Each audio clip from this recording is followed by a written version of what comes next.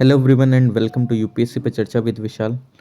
तो आज GC Leong का चैप्टर नंबर 5 स्टार्ट करते हैं। Land form made by running water, यानी कि जो ये आप चलता हुआ पानी नहीं दिखता है आपको नदी वगैरह में, तो वो किस किस तरीके की कैसे कैसे शेप लेता है, क्या है किस तरीके से, तो वो हम देखेंगे। और किस तरीके से रिवर सिस्टम डेवलप होता है। तो चलिए देखिए, अगर आप देखते हैं तो जो रेनफॉल वगैरह होती है वो भी पानी कहाँ जाता है, आपका नदियों में आता है। नदियों में जो बहाव बढ़ता है पानी का वो किस वजह से बढ़ता है आपको पता है ना।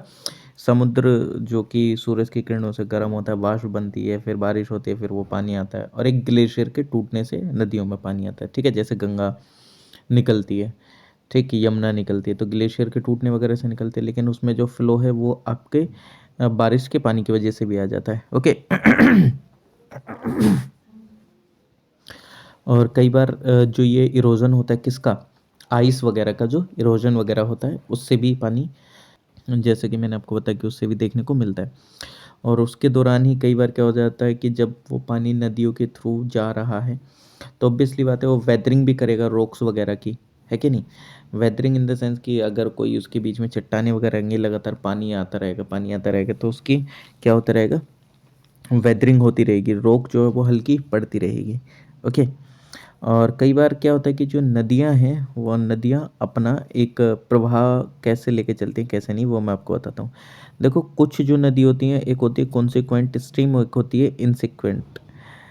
इफ़ अगर जो कोई भी रोक मतलब इफ़ अगर कोई भी नदी जो है वो एक अपना सीधा एकदम पाथ फॉरवर्ड कर रही है तो उसको कॉन्सिक्वेंट कहेंगे। ठीक। The initial stream that exist as a consequence of slope is called consequent stream. मतलब मान लीजिए कि वो यहाँ से नदी आई और वो एकदम सीधी सीधी जा रही है। इनसिक्वेंट मतलब कि वो इधर उधर से थोड़ा सा, उसमें कहीं से कुछ ट्रिब्यूटरी आ गई, कहीं से कोई सी नदी आके निकल के उसमें जुड़ गई, कभी कोई सी। आपने नहीं देखा, एक डेंड्रिटिक टाइप से पैटर्न बन जाता है। डेंड्रिटिक पैटर्न क्या होता है, देखो अब ये मेन नदी चल रही है, मेन नदी चल रही है, यहाँ से कोई एक नदी आके मिल गई, ठीक है, तो ये क्या इसकी ट्रिब्यूटरी है, यानी कि सहायक नदी है। फिर और इस सहायक नदी में भी छोटी छोटी नदियाँ मिलती रहती है। आपने अपने आसपास के एरिया में भी देखा होगा कि कितनी छोटी छोटी नदी निकली रहती है और वो कहीं ना कहीं जाके एक बड़ी नदी में जाके मिलती है। तो इस तरीके का जो एक पैटर्न बन जाता है तो उसको हम डेंड्रिटिक पैटर्न बोलते हैं। ठीक, तो इसको ध्यान रख लेना। और अगर इसके अलावा देखा जाए तो और कई बार ये जो ड्रेनेज पैटर्न है वो रेक्टेंगुलर इन शेप भी हो जाता है। ठीक, रेक्टेंगुलर इन शेप टाइप से अगर आप ये देखें तो ये रेक्टेंगुलर नहीं लग रहा है। ये एक मेन नदी जा रही है, यहाँ से एक नदी निकल के आ गई, यहाँ से एक ट्रिब्यूटरी निकल के आ गई, यहाँ से एक निकल के आ गई, तो पूरा एक ट्रायंगुलर शेप में बन गया। तो जैसा जैसा शेप बनता रहता है उसी के हिसाब से हम उसको नाम देते रहते हैं। ओके। एक होता है ह्यूमिड इरोजन। ह्यूमिड इरोजन में क्या होता है कि जो एकदम पूरी तरीके से जो रनिंग वाटर है या रेन वाटर के एक्शन की वजह से भी काफ़ी ज़्यादा मास मूवमेंट हो जाता है हिल स्लोप्स का, और वैलीज़ की तरफ नीचे आ जाती हैं। ठीक, क्यों, एक तो वो नीचे आ रहे थे, अब बारिश पड़ी तो उसकी जो मिट्टी और कमज़ोर पड़ी, एकदम से नीचे आ गए।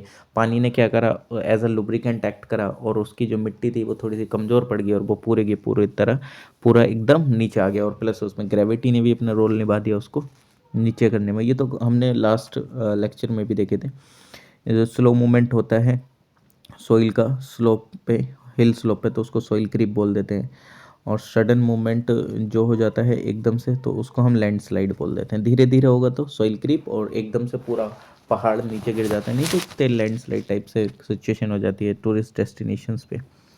प्रोसेस क्या है रिवर एक्शन का, जिस टाइम पे जो रिवर है वो कैरी करती है अपने साथ इरोडेड मटेरियल, तो उसको लोड बोलते हैं। लोड इन द सेंस कि अपने साथ मिट्टी पत्थर वगैरह ये सारी चीज़ें, नदी बह रही है तो आसपास की जितनी भी चीज़ें उनको बहा के लेके जाती है ना, तो उसको हम लोड बोलते हैं, रिवर्स लोड। अब ये भी तीन टाइप के होते हैं। एक होता है मटेरियल इन सॉल्यूशन, कुछ होते हैं ये वो मिनरल होते हैं जो कि पूरी तरीके से डिसॉल्व हो जाते हैं, उनका मटेरियल इन सॉल्यूशन बोल देते हैं, मतलब पानी में पूरी तरीके से घुल जाते हैं। ठीक। कुछ मटेरियल इन सस्पेंशन, जैसे मिट्टी वगैरह ये पूरी नहीं घुल पाती है, उसमें रह जाती है थोड़ा सा। ठीक, आपको जो पानी का कलर है वो भी चेंज देखने को मिल जाता है मिट्टी की वजह से, क्यों, क्योंकि वो उसमें पूरी तरीके से घुल नहीं पाती है। फिर होता है एक ट्रैक्शन लोड, यानी कि इसके अंदर में वो जो आपको बड़े बड़े पत्थर देखने को मिल जाते हैं, छोटे छोटे पत्थर वगैरह, तो उसको बोल देते हैं ट्रैक्शन लोड। ठीक। ये देखा गया है कि लगभग फॉर एवरी स्क्वायर माइल जो अर्थ सरफेस पे लगभग 200 ton of solid material in suspension देखने को मिल जाता है और more than 50 ton material in solution देखने को मिल जाता है, जो कि रनिंग वाटर के द्वारा हर साल अपने साथ लेके जाया जाता है।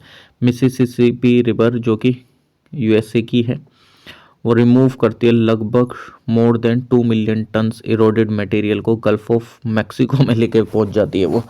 ठीक, ऐसे ही आप समझ लो जैसे गंगा ही निकलती है, बे ऑफ बंगाल में मिलती है, तो अपने साथ कितना ज़्यादा मटेरियल लेके उसमें जाती होगी।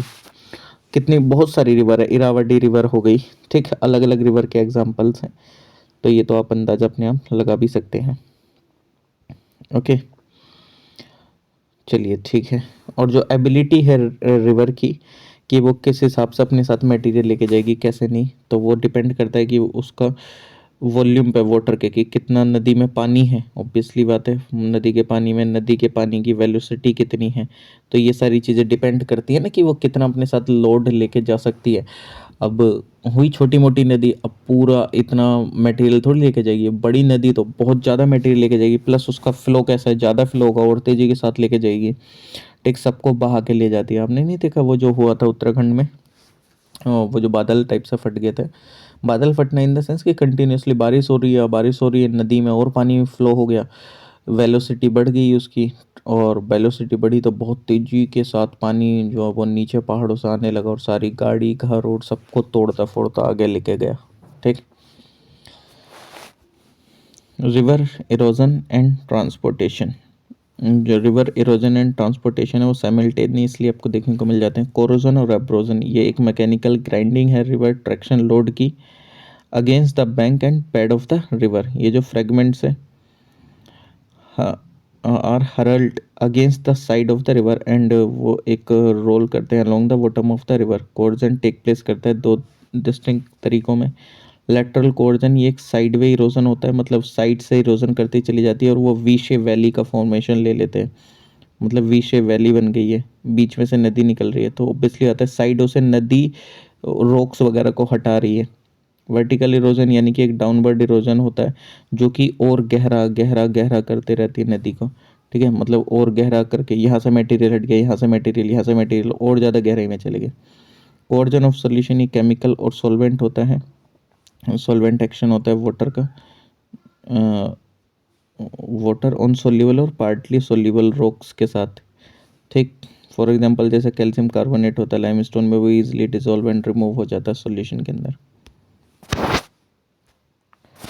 हाइड्रोलिक एक्शन अगर देखेंगे तो ये मैकेनिकल लूजनिंग हैंड स्वाइपनिंग है मटेरियल की रिवर वाटर के थ्रू अपने साथ। कुछ जो वाटर स्प्लैशेस हैं रिवर के अगेंस्ट में, रिवर बैंक के अगेंस्ट में, वो क्रैक्स वगैरह डेवलप कर देते हैं, है कि नहीं, और ये हेल्प करते हैं डिसइंटीग्रेट करने में रॉक्स को, और जो वाटर है वो अंडरमाइन करता है सॉफ्टर रॉक्स को।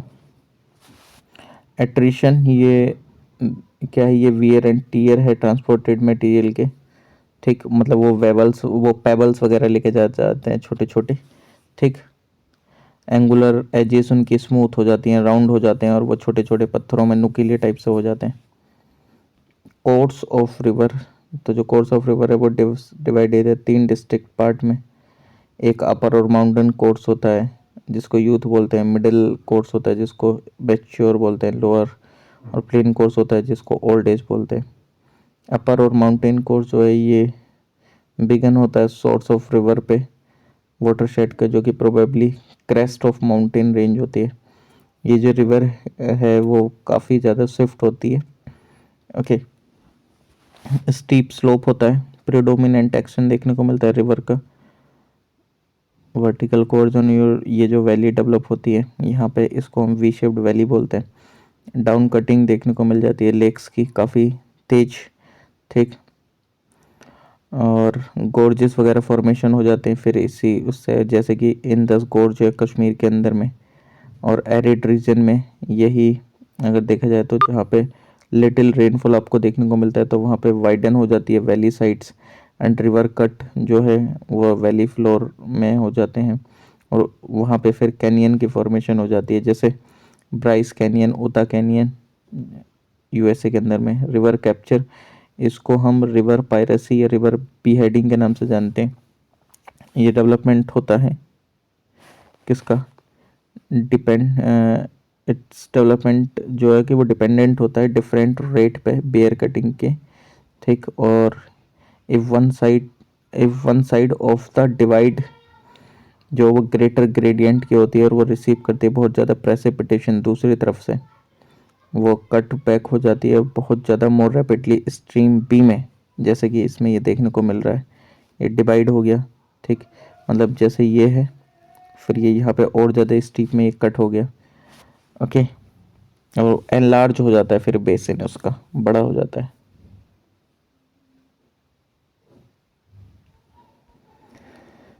और फिर डीप कोर्स टाइप से बन जाते हैं, ठीक।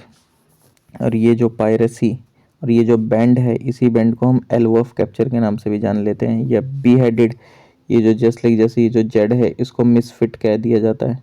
अलग अलग नाम दे दिए हैं, वो ये कि गैप बड़ा हो जाता है कभी छोटा हो जाता है, तो उसके अकॉर्डिंग नामकरण कर दिया है। रैपिड कैटरैक्ट्स एंड वाटरफॉल, ये जो हैं रैपिड कैटरैक्ट्स, आप ये देखो, ये रैपिड कैटरैक्ट्स हैं,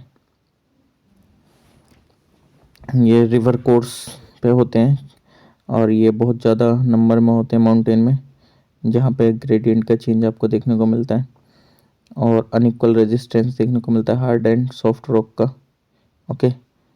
रैपिड्स जैसे कि ये इसमें फ़ोटो में दिखा रखे हैं, ये एकदम similar fall of greater dimension, इनको कैटरेक्ट भी कहा जाता है। और एक तरीके से ऐसा समझ लो वाटरफॉल हो रहा है, जब रिवर जो है प्लेन्स डाउन होती है, एक सडन फॉल होता है उसका अचानक से बहुत ज़्यादा हाइट से, तो वाटरफॉल टाइप से नहीं बन जाता। और जब वो वाटरफॉल टाइप से बन जाता है तो नीचे एक प्लिंज पूल बना देता है वो, जहाँ पे पानी इकट्ठा होता रहता है। देखो, आप नहीं जाते वाटरफॉल देखने, जैसे आप देहरादून में जा रहे हैं, कहीं भी जा रहे हैं, तो ऊपर से नीचे वाटर गिर रहा है गिर रहा है गिर रहा है बहुत तेज़ी से, यहाँ पे प्लंज पूल टाइप से बन गया। तो ये भी इस तरीके से ही है। तो ये जो जिस तेज़ी के साथ पानी उनी गिरता है, तो वो रैपिड, कैटरेक्ट्स एंड वाटरफॉल, तीन कंडीशन हो जाती हैं। मतलब ऐसा समझ लो, वाटरफॉल में ज़्यादा तेज़ी से पानी गिर रहा है, कैटरेक्ट्स में थोड़ा कम, रैपिड में और ज़्यादा, ठीक। तो सेम ये उसी के टाइप है, ओके। तो ये अलग अलग बता रखे हैं। यूएसए में भाई नायग्रा फॉल है, 167 फीट हाइट है। कायतूर फॉल है गुयाना में, 825 फीट हाइट है। और जिस टाइम पे फॉल्ट लाइन स्क्रैप हो जाती है, किसके द्वारा, फॉल्टिंग लाइन के अक्रॉस, तो जैसे विक्टोरिया फॉल है रिवर जम्बूजी में, 360 फीट का प्लंजिंग है। और जिस टाइम पे जो वाटर है प्लंजिंग डाउन होता है एज से प्लेट्यू की, तो जो ये रिवर कोंगो है वो, उसका आपको 900 फीट का वो देखने को मिल जाएगा डाउनफॉल पानी का। ग्लेशिएशन की वजह से भी हो जाता है, वो हैंगिंग वैली टाइप से बना देते हैं, ठीक। मिडिल और वैली कोर्स देखो, ये दोनों तरफ से पहाड़ हैं, यहाँ से वैली टाइप से बन गई है वो, उसको काटते हुए पहाड़ों को लेटरल कोर्जन आपको देखने को मिल जाता है। और वी शेप्ड वैली टाइप्स में वो हो जाती है फॉर्मेशन। और जो वॉल्यूम है वाटर का वो इंक्रीज होता है कॉन्फ्लुएंस की वजह से। जितनी जितनी ट्रिब्यूटरी मिलती रहेंगी उतना ज़्यादा पानी की स्पीड बढ़ती रहेगी, ठीक है नहीं। और रिवर उसी हिसाब से फिर ट्रांसपोर्टेशन करेगी डिपोजिशन का। इंटरलॉकिंग स्पर्स टाइप से नहीं दिख रहा है, ऐसे नहीं लग रहा है जैसे ये एक पहाड़ दूसरे में इंटरलॉक टाइप से है, तो वैसे ही एक फॉर्मेशन हो जाती है। मियंडर ऐसा समझ लो, एस एस फॉर्म में चल रहा है कोई भी पानी, और बीच में कनेक्टिंग, मतलब मैं आपको यहाँ पे फॉर्म ऑक्सबो लेक भी बन जाती है। देखो, ऐसे समझ लो जैसे ही पानी जा रहा है, पानी एस की फॉर्म में चल रहा है, ठीक है। मतलब यहाँ से नदी आ रही है, नदी इस तरीके से मुड़ गई है, सीधी जा रही है, और जो ये इस तरीके से मुड़ी है नदी, इसी को हम मियंडर फॉर्मेशन कहते हैं, ठीक। मतलब एक सीधा जो कनेक्शन था ऐसे जो जानी थी, अब वो मुड़ के जा रही है। अब ये जो धीरे धीरे धीरे धीरे मुड़ के ये जो साइड वाला एरिया है वो अलग हो जाएगा और फिर नदी सीधा बहना स्टार्ट कर दे, तो इसको हम ऑक्सबो लेक बोल देते हैं। मतलब नदी ऐसे जा रही है, अब ऐसे न होकर ऐसे चली गई, ठीक। तो ये क्या हो गया, मियंडर फॉर्मेशन हो गया। लेकिन अब क्या होता है, टाइम के साथ साथ ये नदी सीधा जाना चालू हो गई, और यहाँ से क्या हुआ कि यहाँ से ये अलग हट गया। अब यहाँ से ये अलग हट गया, तो ये एक ऑक्सबो लेक का फॉर्मेशन हो जाएगा, ठीक। और यही आपको उसमें बताया, इसमें एग्जाम्पल दिए गए होंगे, मैं एग्जाम्पल आपको बता देता हूँ, ओके। चलिए, तो मेंढर मैंने आपको बता दिया। River Cliff and slip of slope, ये स्लोप बता रखे हैं कि कौन कौन से किस किस तरीके का स्लोप आपको देखने को मिल जाता है।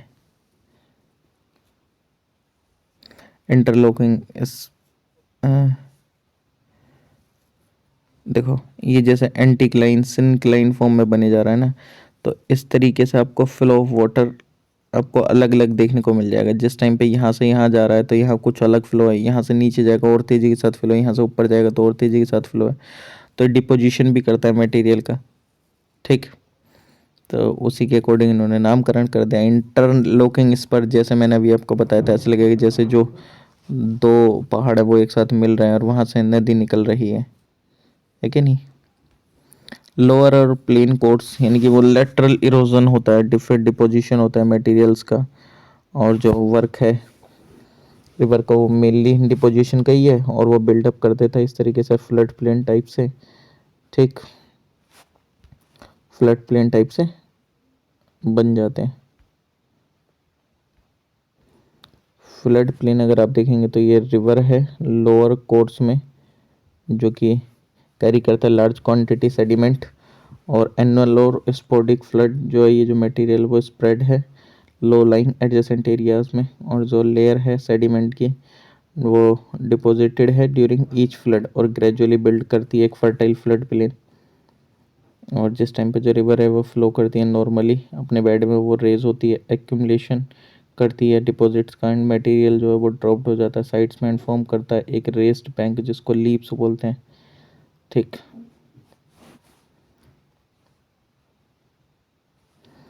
और इसमें एग्जांपल भी आपको देखने को मिल जाएंगे अलग अलग। रिवर फॉर फ्लड हुआंगो, हुआंगो चाइना में बोला जाता है, जैसे कि कोशी को बोला जाता है बिहार में। ऑक्सबो लेक मैंने आपको बता दिया कि किस तरीके से वो कट ऑफ होने के बाद मिएंडर से ऑक्सबो लेक फॉर्मेशन हो जाती है। डेल्टा यानी कि एक जगह पानी इकट्ठा हो रहा है, वो मटेरियल इकट्ठा हो रहा है, इकट्ठा हो रहा है।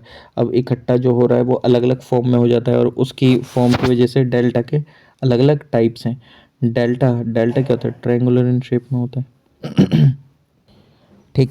जैसे जैसे मतलब अलग अलग साइज़ का अलग अलग शेप का जो डेल्टा बनता है उसके अकॉर्डिंग उसका नामकरण दे दिया गया। देखो डेल्टा क्या होता है, ट्रायंगुलर इन शेप होता है, तो कई बार अलग अलग शेप ले लेता है वो, जिस हिसाब से डिपोजिशन होगा मटेरियल को उस हिसाब से वो शेप लेता है। ये देखो, अब अब आप लोगों को मैं एक टास्क देता हूँ कि आप मेरे को बताओ इंडिया में मतलब साउथ इंडियन रिवर अलग अलग जो ये जस्ट लाइक जैसे वर्ल्ड फूड टाइप से डेल्टा बना देती हैं। तो गोदावरी रिवर, कृष्णा रिवर और मतलब जितनी भी साउथ इंडियन पेनिनसुलर रिवर है वो कौन कौन से डेल्टा बनाती हैं, वो आप मेरे को कमेंट सेक्शन में कमेंट कर दीजिएगा, ठीक। अगर आपने एनसीईआरटी पढ़ी होगी तो आपको ध्यान होगा ये। चलो वैसे मैं इंडिया की छोड़ के दूसरी बता देता हूँ वर्ल्ड वाली। जैसे मिसिसिपी जो है वो वर्ल्ड फुट डेल्टा बनाती है, और नील नाइल नदी, गंगा एंड मैकोंग जो है वो फैन शेप्ड आर्क्यूएट डेल्टा बनाती है। और एस्चुरिन डेल्टा बनाती है कौन सी, अमेजोन ओ बिस्तुला नदी, ओके। और कुछ जो हैं जैसे एब्रो ऑफ स्पेन है वो टूथ लाइक प्रोजेक्शन देखने को मिलता है उसके माउथ पे, और इसी को हम कसपेट डेल्टा के नाम से भी जानते हैं, ठीक। कुछ समराइज करी गई हैं कंडीशन डेल्टा की फॉर्मेशन के लिए कि active vertical and lateral erosion होना चाहिए अपर कोर्स में रिवर के, सेडिमेंट प्रोड्यूस होना चाहिए एक्सटेंसिव में जिससे कि डिपोजिशन हो सके डेल्टा फॉर्मेशन के लिए। जो कोस्ट है वो शेल्टर्ड होना चाहिए, प्रीफरेबली टाइडलेस सी जो कि एडजॉइनिंग करती है डेल्टा को, और शुड बी शैलो और else load will disappear in the deep waters, और there should be no large lakes in the river, ठीक। There should be no strong current, okay. तो ये सारी कंडीशंस होनी चाहिए जिस टाइम पे डेल्टा फॉर्मेशन होगा। तो रिवर रिजुविनेशन यानी कि वो जो रिवर जो है वो अपना जो एक कोर्स है उसको चेंज कर देती है, मतलब कैसे पहले कैसे कहीं और से बह रही थी अब दोबारा अलग तरीके से बहना स्टार्ट कर दे, ठीक। तो ऐसा तो नहीं है कि उसको आज मूड आया उसने चेंज कर दे कि आज यहाँ से नहीं यहाँ से बहते हैं, ऐसा नहीं है कि आज बिहार वहार से होके नहीं, आज हम इधर गंगा के मूंड में आया कि आज हम मध्य प्रदेश और महाराष्ट्र वगैरह साइड से होके आएंगे, है नहीं? ऐसा तो नहीं होता है। यानी कि कुछ कंडीशंस हैं जो कि इस तरीके की डेवलप होती हैं और फिर वो प्रिवेल करती हैं। नेगेटिव मूवमेंट तब होता है जिस टाइम पे अपलिफ्ट हो जाता है लैंड का सी लेवल से, तो उस टाइम पे नेगेटिव मूवमेंट हो जाता है। और ये एक्टिव डाउन कटिंग जो है वो रिन्यू हो जाती है, ठीक। और स्लोप क्योंकि स्टीप हो जाता है ना काफ़ी ज़्यादा। ओके, पॉजिटिव मूवमेंट कब होता है? जिस टाइम पे जो डिप्रेशन है लैंड का और राइज हो जाता है सी लेवल के अंदर में, उस टाइम पे पॉजिटिव मूवमेंट कहा जाता है, ठीक। तो वो डिपेंड करता है रिवर रेजुविनेशन की, उसके बीच में मटेरियल कैसा आ रहा है, कितना इरोड हो कर रही है, कितना नहीं कर रही है, ठीक। ज़्यादा से ज़्यादा इरोड होता रहेगा, बीच में कुछ आपने डेवलपमेंट कर दिया तो वो अपना रास्ता कहीं और से बना लेती है, ठीक। ह्यूमन एस्पेक्ट क्या है रिवर का? काफ़ी सारी कंट्रीज़ में ऑब्वियसली आता है। ह्यूमन क्या करते हैं, अपना अलग अलग तरीके से यूटिलाइज़ करने की कोशिश करते हैं नेचुरल एनवायरनमेंट को, और उसकी वजह से जो रिवर है उसका अपना कोर्स चेंज करना पड़ता है। और प्लस नेचुरल चीज़ों से जब हम खिलवाड़ करते हैं तो हमें भी कुछ डिज़ास्ट्रस चीज़ें झेलनी पड़ती हैं, जैसे कि इंसान जो वो हाइड्रो इलेक्ट्रिक प्रोजेक्ट के लिए यूज़ करता है बिजली को जनरेट करने के लिए, तो बड़े बड़े डैम बना देता है। ये दूसरे शहरों में जहाँ पे पानी नहीं है वहाँ पे पहुँचाने के लिए इरिगेशन कैनाल बना देता है, ठीक। एग्रीकल्चर फील्ड्स में अगर पानी पहुँचाना हो, ये फ्रेश वाटर फिशिंग कर लेते हैं, सप्लाई करने के लिए वाटर डाइवर्जन कर देते हैं, बहुत सारी चीज़ें कर देते हैं। हालांकि ये ज़रूरी भी हो जाती हैं कई बार करना, बट अगर एक्स्ट्रा एक्सप्लॉयटेशन देखने को मिलेगा तो हम नेचुरल चीज़ों से खिलवाड़ करते हैं तो वो हमको बैकफायर भी करती हैं बहुत बार चीज़ें, ओके। तो अगर आपको इस्तेमाल भी करना है तो चीज़ों को ध्यान में रख के अच्छे से करना चाहिए। तो चलिए मिलते हैं आप लोगों से नेक्स्ट चैप्टर में, land forms of glaciation. Bye everyone, take care, please like share comment and subscribe, thank you.